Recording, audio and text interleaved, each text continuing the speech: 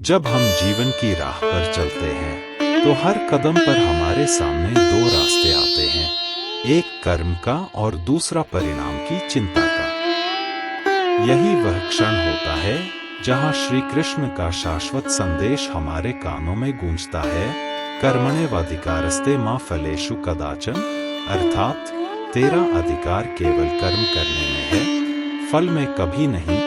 यह वाक्य केवल धर्म ग्रंथ का श्लोक नहीं, बल्कि जीवन का सबसे गहरा विज्ञान है। यही वह सूत्र है जो हमें असफलता से भी सीखने और सफलता में भी विनम्र बने रहने की प्रेरणा देता है। कर्म का सच्चा अर्थ। कर्म का अर्थ केवल काम करना नहीं है, बल्कि कर्तव्य भाव से किया गया कार्य है। हर वह कार्य जो हम बिना स्वार्थ के पूरी निष्ठा और समर्पण के साथ करते हैं, वह कर्मयोग बन जाता है। कृष्ण ने अर्जुन से कहा था, हे पार्थ, युद्ध तेरा धर्म है, तू युद्ध कर, लेकिन यह सोचकर नहीं कि तू जीतेगा या हारेगा।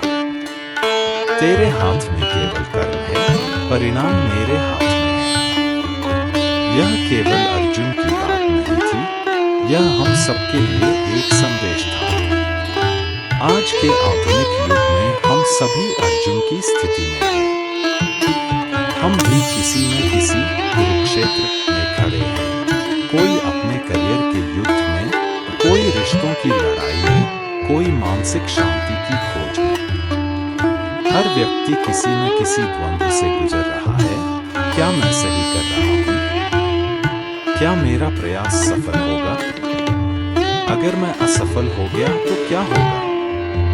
इन्हीं प्रश्नों का उत्तर श्री कृष्ण के इस एक वाक्य में छिपा है, फल की चिंता मत करो। लेकिन यह वाक्य केवल प्रेरक नहीं, बल्कि वैज्ञानिक भी है। जब इंसान परिणाम पर ध्यान केंद्रित करता है, तो उसका मन भय, असुरक्षा और तनाव से भर जाता है। वह वर्तमान क्षण में जीना छोड़ देता है। उसकी ऊर्जा भविष्य की कल्पना में जलने लगती है। पर जब वह केवल कर्म पर ध्यान देता है, जब वह अपना 100% वर्तमान में लगाता है, तब उसका मन शांत होता है और परिणाम अपने आप श्रेष्ठ बन जाते हैं। उदाहरण से समझिए। कल्पना कीजिए एक किसान की जो अपने खेत में बीज बोता है। वह बीज बोते समय सोचता है, मैंने अपना काम कर दिया, अब बारिश होगी या नहीं, यह ईश्वर जाने। वह अपने हिस्से का कर्म करता है, मिट्टी जोतता है, पानी देता है, देखभाल करता है। लेकिन वह यह नहीं सोचता कि अगर फसल खराब हुई तो, क्योंकि उसे पता है उसका नियंत्रण केवल उसके कर्म पर है, न कि प्राकृतिक परिणाम पर। यदि वह फल की चिंता में जलता रहे, तो बीज भी नहीं बो पाएगा। वही किसान जब संतुलन से कर्म करता है, तब उसकी आत्मा शांत रहती है। वही कर्मयोग है। इसी तरह एक विद्यार्थी परीक्षा से पहले यदि यह सोचे कि अगर मैं फेल हो गया तो वह पढ़ नहीं पाएगा। पर यदि वह सोचे, मैं पूरी लगन से पढ़ूंगा, परिणाम की चिंता बाद में, तो वही उसकी सफलता की नींव बनेगा। फलहीन कर्म नहीं, बल्कि फलत्यागी कर्म, यही गीता का संदेश है। आधुनिक जीवन में कर्मयोग। आज की दुनिया रिजल्ट ओरिएंटेड बन चुकी है। हर इंसान परिणाम के पीछे भाग रहा है, अधिक पैसा, अधिक नाम, अधिक शोहरत। लेकिन जितना वह परिणाम के पीछे भागता है, उतना ही वह अपने कर्म से दूर चला जाता है। काम अब पूजा नहीं, बल्कि प्रेशर बन गया है। लोग अब कर्म को नहीं, फल को महत्व देते हैं। इसीलिए तनाव, चिंता और डिप्रेशन बढ़ रहे हैं। श्री कृष्ण का यह सिद्धांत आज के कॉर्पोरेट जीवन में भी उतना ही उपयोगी है। मान लीजिए कोई व्यक्ति एक बड़ी कंपनी में काम करता है। वह मेहनत तो करता है, पर हर दिन यह सोचता है, क्या मेरा प्रमोशन होगा? यह सोच धीरे धीरे उसे बेचैन करती है और उसकी कार्यक्षमता घटने लगती है। लेकिन जब वही व्यक्ति यह सोचकर काम करता है कि मैं अपना सर्वश्रेष्ठ दूंगा, बाकी कंपनी का निर्णय जो भी हो, तो उसके भीतर आत्मविश्वास, ऊर्जा और शांति का प्रवाह बढ़ जाता है। वह बेहतर काम करता है और अंततः वही प्रमोशन पा लेता है, क्योंकि अब उसका कर्म निष्काम हो गया है। कर्म और अध्यात्म। श्री कृष्ण ने यह नहीं कहा कि फल मत लो, उन्होंने कहा फल की चिंता मत करो। मतलब परिणाम तो आएगा ही, लेकिन चिंता से नहीं, कर्म से। यह जीवन का सबसे सुंदर रहस्य है। जब हम फल की अपेक्षा छोड़ते हैं, तब हमारा हर कर्म पूजा बन जाता है। तब काम केवल काम नहीं, योग बन जाता है। यही कर्मयोग है, जहां हम काम करते हैं, लेकिन उससे बंधते नहीं। भगवान कृष्ण कहते हैं, जो मनुष्य निष्काम होकर कर्म करता है, वही मुझे प्रिय है, क्योंकि ऐसा व्यक्ति अहंकार से मुक्त होता है। वह यह नहीं सोचता कि मैंने यह किया, वह जानता है कि मुझसे यह करवाया गया। वह अपने कर्म को भगवान को समर्पित कर देता है। यह समर्पण ही सच्ची मुक्ति है। कर्म और सफलता का संबंध। यह बात जितनी आध्यात्मिक है, उतनी ही व्यावहारिक भी। जब हम फल की चिंता करते हैं, तो हमारा ध्यान बिखर जाता है। हम अपने लक्ष्य पर केंद्रित नहीं रह पाते। उदाहरण के लिए, कोई एथलीट यदि दौड़ते समय यह सोचे कि मैं हार गया तो क्या होगा, तो उसका शरीर खुद रुकावट महसूस करेगा। लेकिन जो केवल दौड़ पर केंद्रित रहता है, वही जीतता है, क्योंकि उसका ध्यान केवल कर्म पर होता है, परिणाम पर नहीं। इसीलिए श्री कृष्ण ने कहा, तू केवल कर्म कर, क्योंकि कर्म ही तेरी पहचान है। जो व्यक्ति अपने कर्म से प्रेम करता है, वह कभी असफल नहीं होता, क्योंकि असफलता केवल उस व्यक्ति के लिए होती है जो परिणाम से जुड़ा है। कर्मयोगी के लिए हर अनुभव सफलता है। कर्म का मनोवैज्ञानिक रहस्य। कर्मयोग का सबसे सुंदर पहलू यह है कि यह मानसिक स्वतंत्रता देता है, क्योंकि जब हम फल की चिंता छोड़ देते हैं, तो भय मिट जाता है। भय ही वह दीवार है जो हमें आगे बढ़ने से रोकती है। श्री कृष्ण कहते हैं, जो व्यक्ति संभाव से कर्म करता है, सफलता में प्रसन्न नहीं होता, असफलता में दुखी नहीं होता, वही सच्चा योगी है। यह मानसिक अवस्था आज की दुनिया में सबसे आवश्यक है। आज के समय में लोग अपने काम को बोझ समझते हैं। वे सोचते हैं, अगर यह नहीं मिला तो मैं हार गया। जीवन की सबसे अद्भुत सच्चाई यह है कि हम वैसे नहीं हैं जैसा संसार हमें देखता है। हम वैसे हैं जैसा हम अपने भीतर सोचते हैं। श्री कृष्ण जी ने गीता में कहा था, यो यत् श्रद्धा स एव स, अर्थात मनुष्य जैसा विश्वास करता है, वैसा ही वह बन जाता है। यह केवल एक आध्यात्मिक सूत्र नहीं है, बल्कि मनोविज्ञान, आत्मशक्ति और कर्म के विज्ञान का मूल सिद्धांत है। आज का मनुष्य बाहरी परिस्थितियों को दोष देता है, मेरे पास अवसर नहीं था, मुझे किसी ने मदद नहीं की, मेरी किस्मत खराब है। परंतु सच्चाई यह है कि मनुष्य अपनी सोच से ही अपना भाग्य बनाता है। जिसका विश्वास दृढ़ होता है, संसार की कोई शक्ति उसे रोक नहीं सकती। जिसका विश्वास कमजोर होता है, सबसे अच्छे अवसर भी उसके सामने बेकार लगते हैं।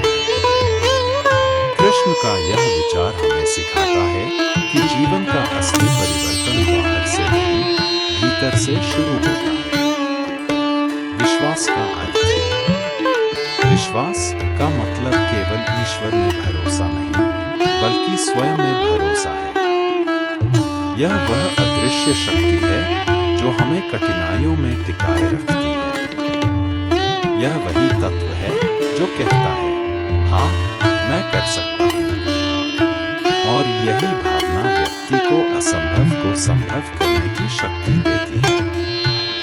जब अर्जुन युद्ध भूमि में खड़ा था, उसका धनुष कांप रहा था, उसकी आंखों से आंसू बह रहे थे। वह कह रहा था, हे केशव, मैं नहीं लड़ सकता, मेरे अपने ही सामने खड़े हैं। वह केवल शंका से भरा हुआ नहीं था, उसका विश्वास ही टूट चुका था।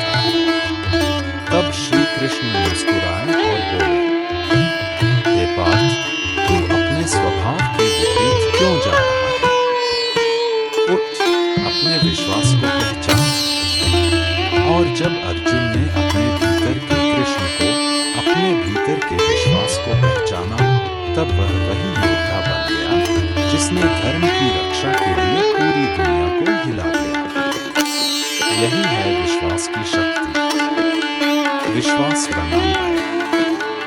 हर मनुष्य के भीतर दो आवाजें चलती हैं, एक विश्वास की, दूसरी भय की। विश्वास कहता है, तू कर सकता है।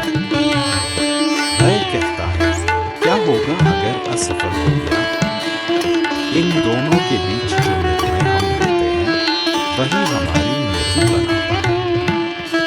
श्री कृष्ण का संदेश स्पष्ट है, भय से नहीं, विश्वास से जीओ। अगर तुम अपने मन में डर को जगह दोगे, तो तुम्हारे कर्म कमजोर पड़ेंगे। लेकिन अगर तुम अपने भीतर विश्वास करोगे, तो परिस्थितियां चाहे कैसी भी हो, तुम रास्ता बनाओगे। इसीलिए श्री कृष्ण ने कहा, संशयात्मा विनश्यति।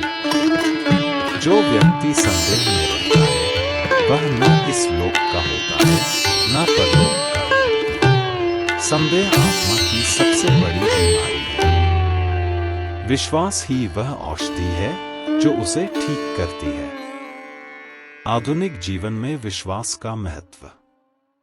आज की दुनिया में सबसे बड़ी कमी पैसे या अवसरों की नहीं, बल्कि आत्मविश्वास की है। लोगों के पास डिग्रियां हैं, पर भरोसा नहीं। ज्ञान है, पर खुद पर यकीन नहीं। वे हर निर्णय से पहले यह देखते हैं, लोग क्या कहेंगे। पर जो श्री कृष्ण के मार्ग पर चलता है, वह जानता है, लोगों की राय बदलती है, पर विश्वास शाश्वत है।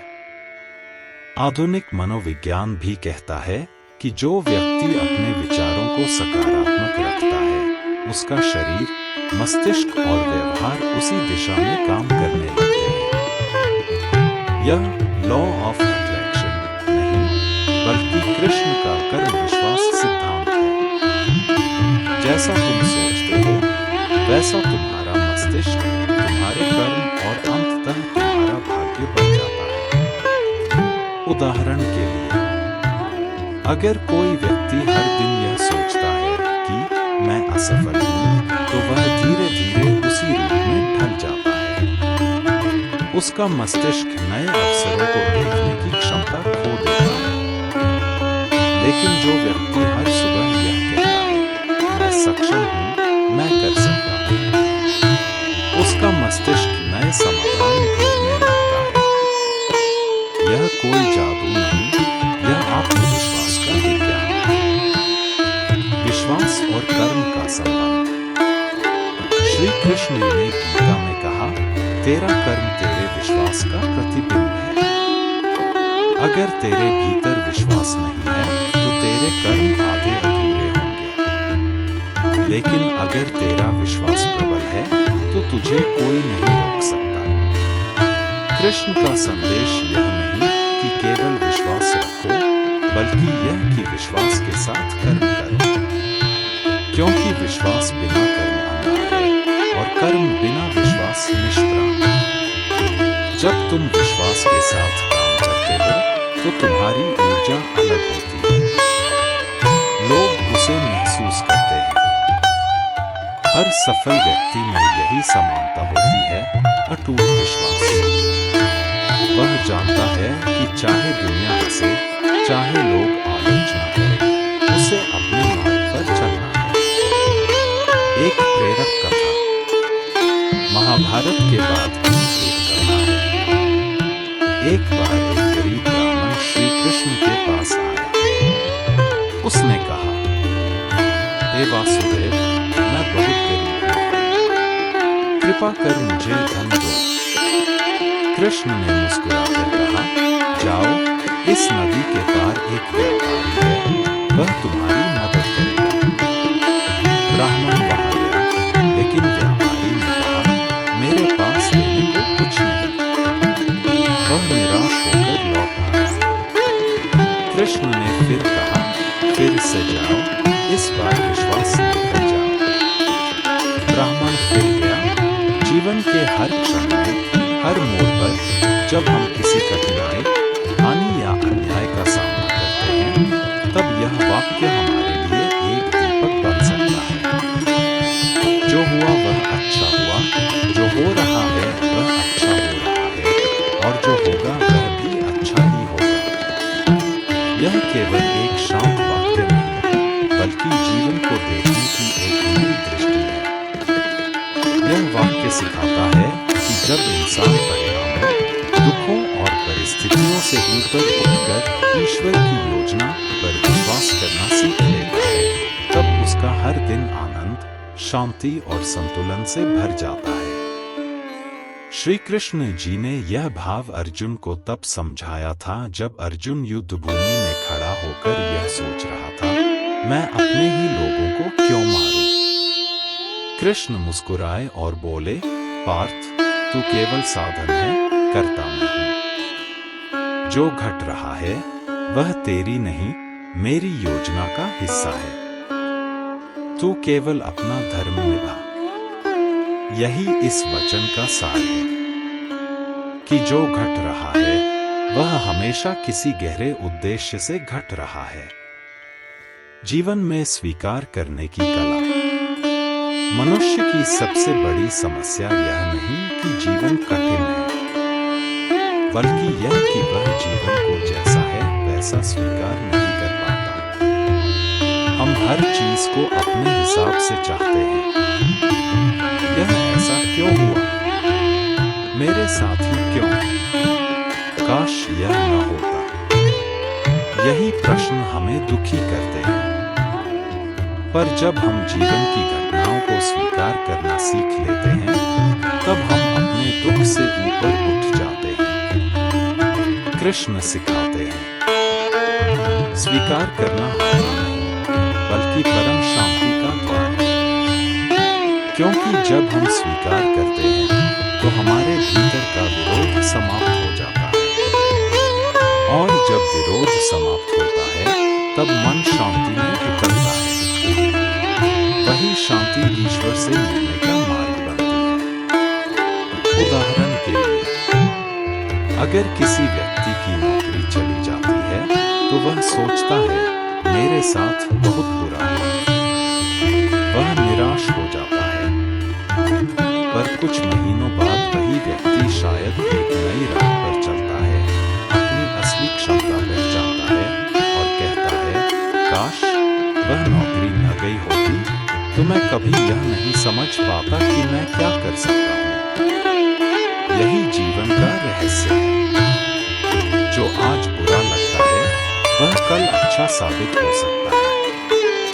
कृष्ण का दृष्टिकोण, सब कुछ एक दिव्य योजना का हिस्सा है। श्री कृष्ण अर्जुन से कहते हैं, हे पार्थ, यह सृष्टि मेरी योजना से चल रही है। कोई भी जीव बिना मेरे संकल्प के एक पल भी नहीं चल सकता।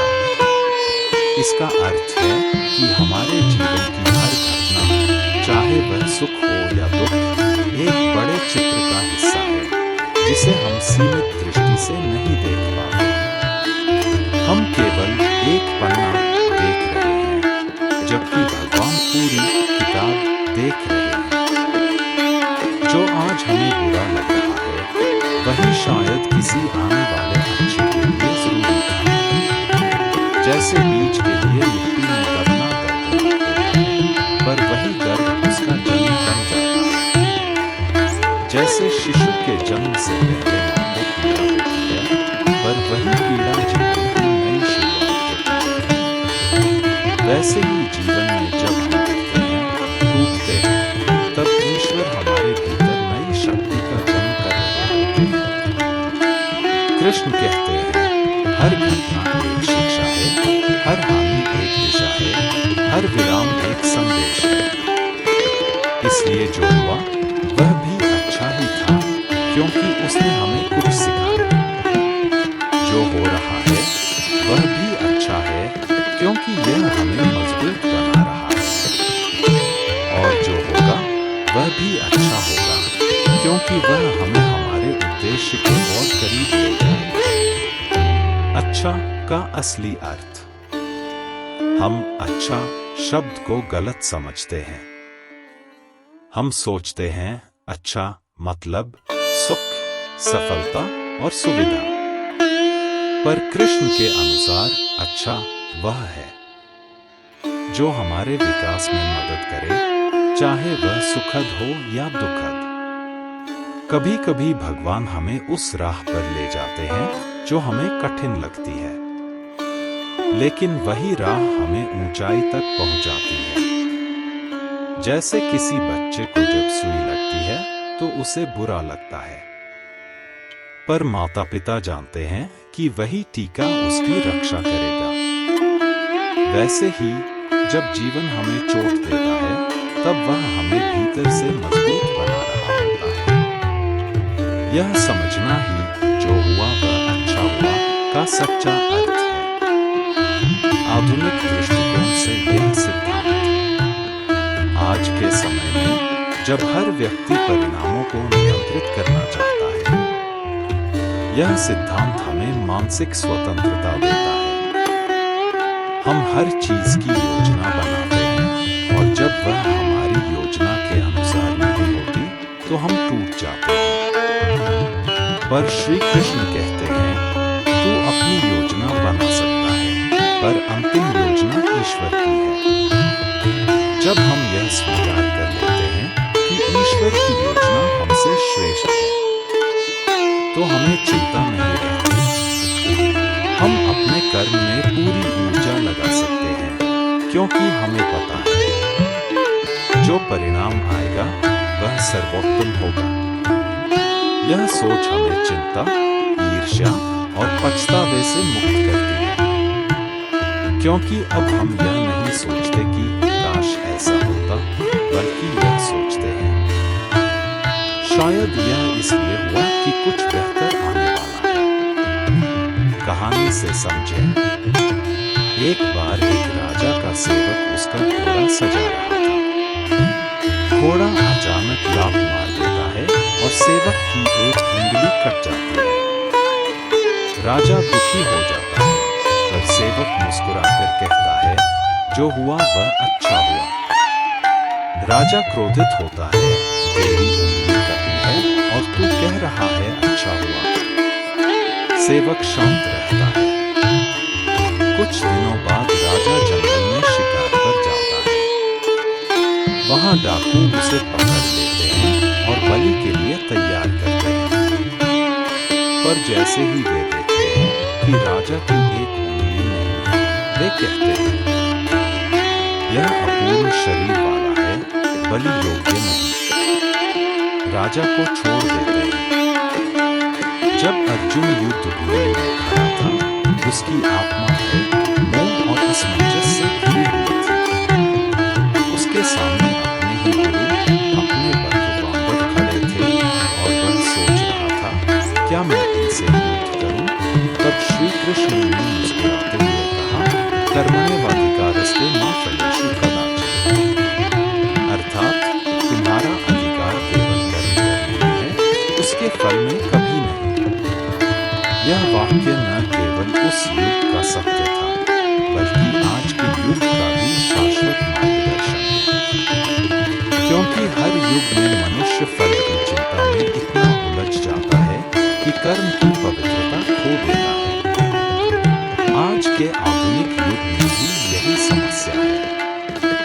लोग परिणाम के पीछे भाग रहे हैं। पैसा, प्रसिद्धि, सफलता, लाइक्स और सराहना पाने की दौड़ में अपने कर्म की आत्मा को भूल चुके हैं। जबकि कृष्ण का यह संदेश कहता है कि यदि तुम अपने कर्म को ही पूजा बना दो तो फल अपने आप प्रसाद बन जाएगा। कर्म का गूढ़ अर्थ। कर्म का अर्थ केवल काम करना नहीं है, बल्कि कर्तव्य को निष्ठा और समर्पण से निभाना है। कृष्ण ने कर्म को धर्म के रूप में परिभाषित किया, यानी वह कार्य जो तुम्हारे आत्मिक स्तर पर सही है, जो दूसरों के कल्याण में है और जो तुम्हें भीतर से शुद्ध करता है। फल की चिंता इसलिए वर्जित की गई क्योंकि वह मनुष्य को स्वार्थी बनाती है। जब हम फल की आशा से काम करते हैं, तब हम कर्म के स्वामी नहीं रहते, हम परिणाम के दास बन जाते हैं। कृष्ण चाहते थे कि अर्जुन योद्धा बने, लेकिन बिना अहंकार और बिना भय के। वे कहते हैं, कर्म करो क्योंकि यह तुम्हारा धर्म है, न कि इसलिए कि तुम जीतोगे या हारोगे। यह बात हमें जीवन के हर क्षेत्र में लागू करनी चाहिए, चाहे हम छात्र हों, व्यापारी, शिक्षक, कलाकार या किसान। यदि हम अपना काम पूरी श्रद्धा से करें, तो ब्रह्मांड अपने आप हमें वही देगा जो हमारे लिए उचित है। आधुनिक जीवन में इस सिद्धांत की प्रासंगिकता। आज का व्यक्ति असंतोष से भरा हुआ है। वह जितना प्राप्त करता है, उससे अधिक चाहता है। यदि उसे नौकरी मिलती है तो प्रमोशन की चिंता, यदि प्रमोशन मिलता है तो सैलरी बढ़ती है तो दूसरों से तुलना शुरू हो जाती है। फल की यह चिंता धीरे धीरे मनुष्य को चिंता, तनाव और अवसाद की ओर ले जाती है। कृष्ण कहते हैं, फल की चिंता छोड़ दो और देखो कि जीवन कितना सरल और आनंदमय हो जाता है। उदाहरण के लिए, मान लीजिए एक किसान बीज बोता है।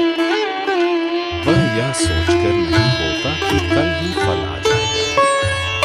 वह मिट्टी जोतता है, पानी देता है, धैर्य रखता है।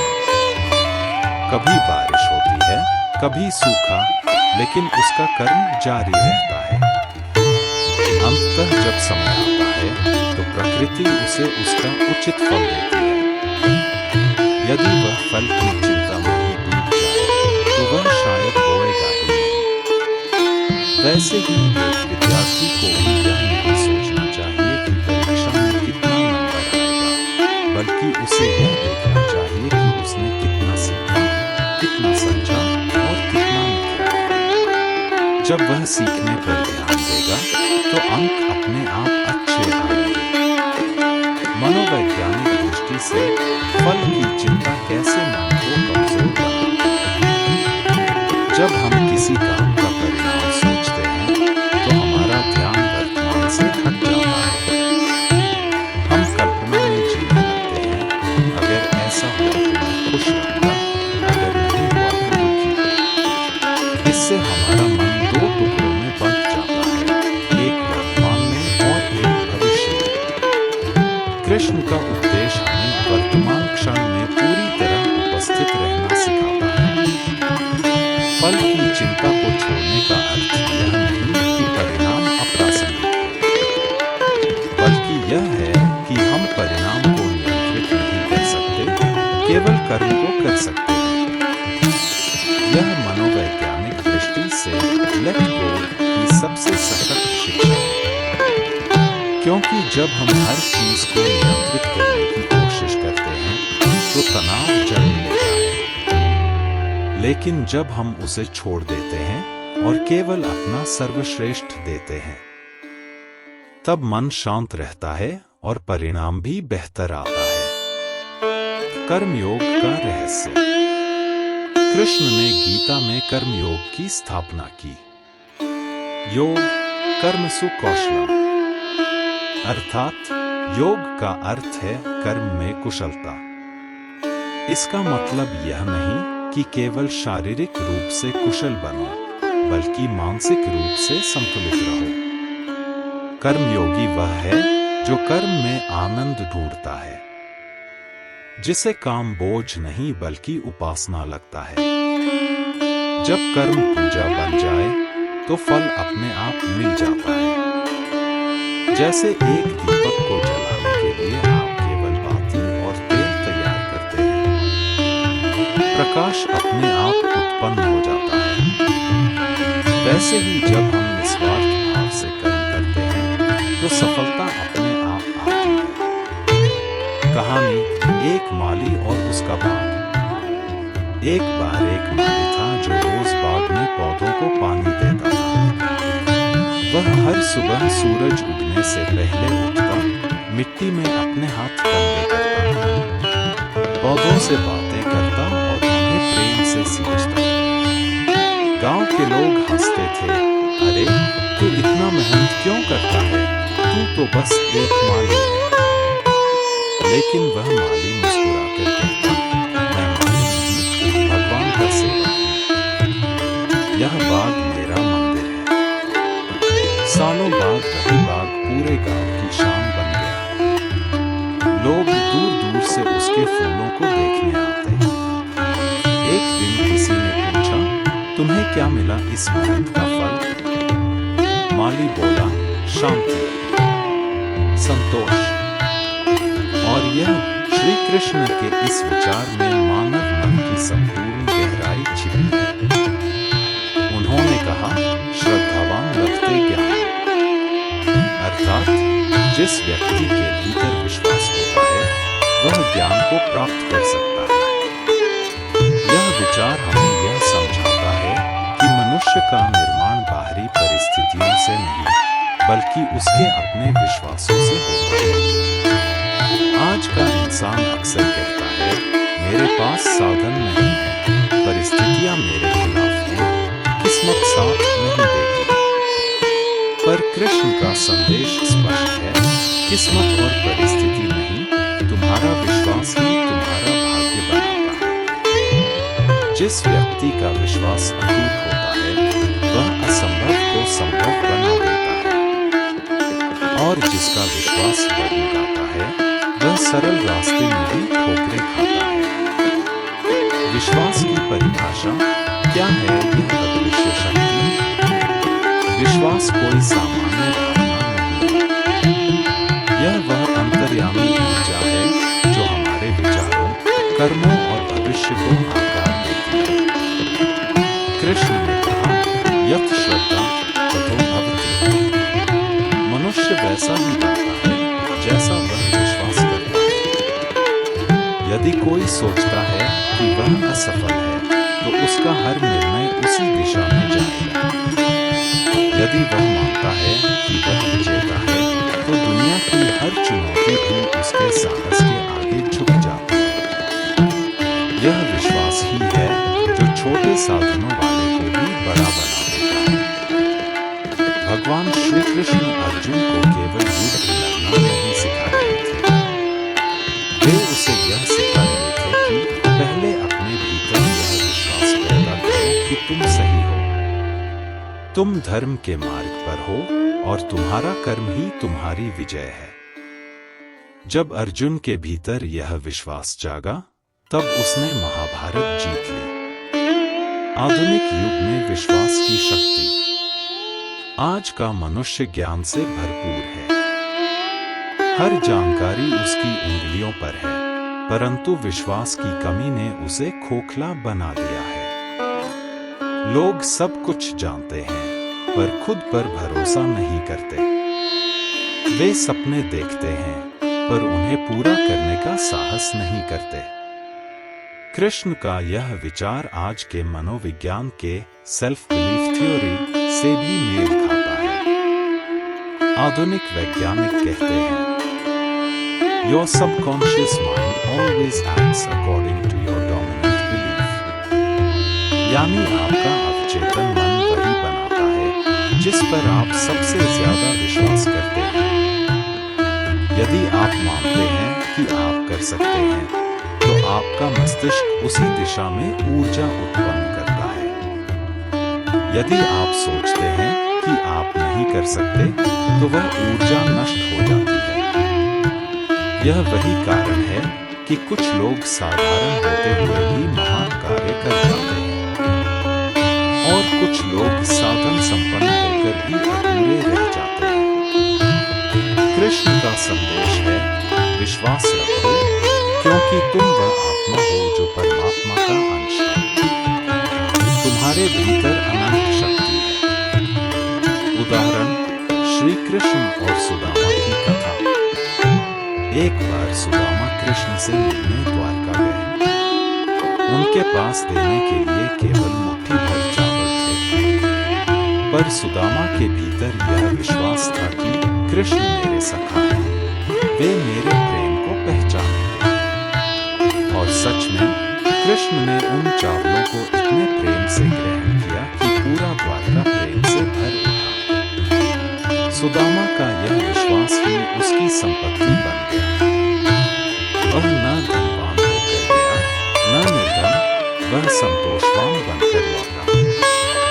क्योंकि जब विश्वास सच्चा होता है, तो भगवान स्वयं तुम्हारे जीवन में चमत्कार कर देते हैं। विज्ञान और अध्यात्म की संगति। आधुनिक विज्ञान भी अब इस सिद्धांत को स्वीकार करने लगा है। प्लेसबो इफेक्ट नामक एक प्रयोग में देखा गया, अगर किसी व्यक्ति को नकली दवा दी जाए, पर उससे कहा जाए कि यह तुम्हें ठीक कर देगी, तो उसका शरीर सचमुच ठीक होने लगता है। क्यों? क्योंकि उसने विश्वास किया। कृष्ण ने हजारों वर्ष पहले यही सिखाया था। विश्वास ही वह औषधि है जो हर भय, हर दुख, हर असफलता को मिटा देती है। जिसे खुद पर भरोसा है, उसे दुनिया रोक नहीं सकती, और जिसे खुद पर विश्वास नहीं, उसे कोई भगवान भी नहीं बचा सकता। आत्मविश्वास बनाम अहंकार। यह समझना भी जरूरी है कि आत्मविश्वास और अहंकार में बहुत बारीक फर्क है। अहंकार कहता है, मैं सब कुछ कर सकता हूँ। आत्मविश्वास कहता है, मैं सब कुछ कर सकता हूँ क्योंकि भगवान मेरे साथ है। पहला विभाजन लाता है, दूसरा एकता। पहला विनाश करता है, दूसरा निर्माण। कृष्ण का विश्वास आत्मा के स्तर का है, जहाँ मनुष्य यह पहचानता है कि मैं शरीर नहीं, आत्मा हूँ, और आत्मा कभी हारती नहीं। जब यह पहचान जाग जाती है, तब मनुष्य में अडिग शक्ति उत्पन्न होती है। कहानी, पत्थर तोड़ने वाला मजदूर। एक बार एक व्यक्ति पत्थर तोड़ रहा था। किसी ने पूछा, क्या कर रहे हो? पहला बोला, देख नहीं रहे, पत्थर तोड़ रहा हूं रोटी के लिए। दूसरा बोला, मैं एक मंदिर बना रहा हूं। दोनों एक ही काम कर रहे थे, पर दूसरे के विश्वास ने उसे कर्मयोगी बना दिया। यही विश्वास मनुष्य के जीवन को ऊंचा उठाता है।